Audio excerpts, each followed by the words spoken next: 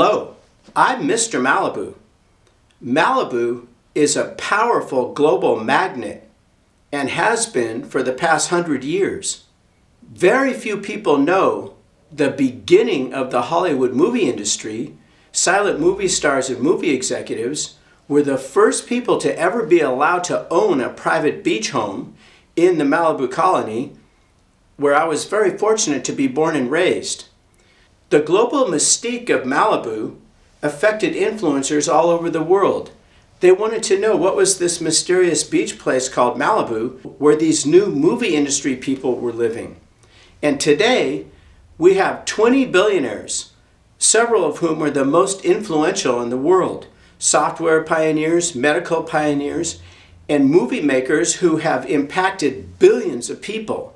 For some reason, I've been magically chosen to observe the transition point of the entire paradigm of media technology and entertainment psychology, which gave rise to me filing a patent recently, which I would like to share with you. To synopsize as succinctly as I can, in the past 100 years, the entertainment and news organizations were in the control of a relatively small handful of people who were all like, let us inform and entertain you, to the masses around the world. With the explosion of Amazon, YouTube, and Facebook, the entire playing field has flipped around to, no thank you, we'll inform and entertain ourselves. And what is the net impact of this huge paradigm transition? 100,000 books a month going up on Amazon, every song you ever wanted to hear for free on YouTube, all the TV shows and movies you ever wanted to watch can be found somewhere for free on the internet. With Facebook and YouTube commanding the entire lion's share of the advertising industry, advertising agencies are quickly diminishing. So the net impact is mass saturation of content. People have too much to choose from, and people are realizing that you could spend a whole hour just reading a list of what you could watch. But there's a much deeper shift going on with people's thinking, how they perceive things. So what is the impact of this massive sea change?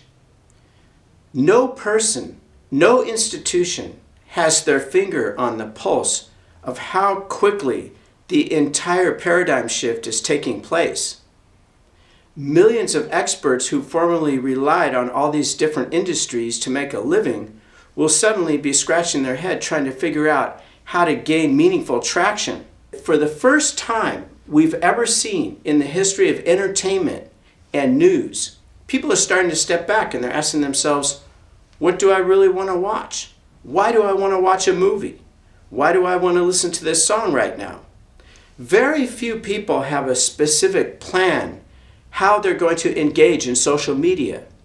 They'll log on to check in with, see what their friends are doing or see what's going on in the world, and suddenly they're mugged for an hour of their time, being distracted by a whole bunch of things that they did not plan on paying attention to. Even the perception of what constitutes a celebrity is in major transition. It's no longer good enough to just simply be a great actor in a movie or a TV show.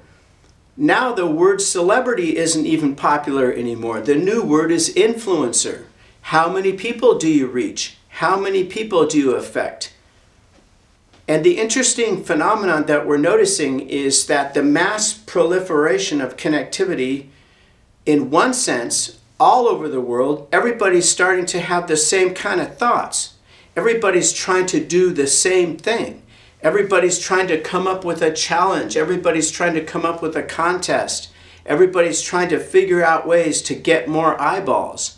Now, all of a sudden, there's 1,000, 2,000, 5,000 celebrities who are all expected to have a cause, who are all expected to have their own perfume, who are all expected to be involved in some nonprofit organization.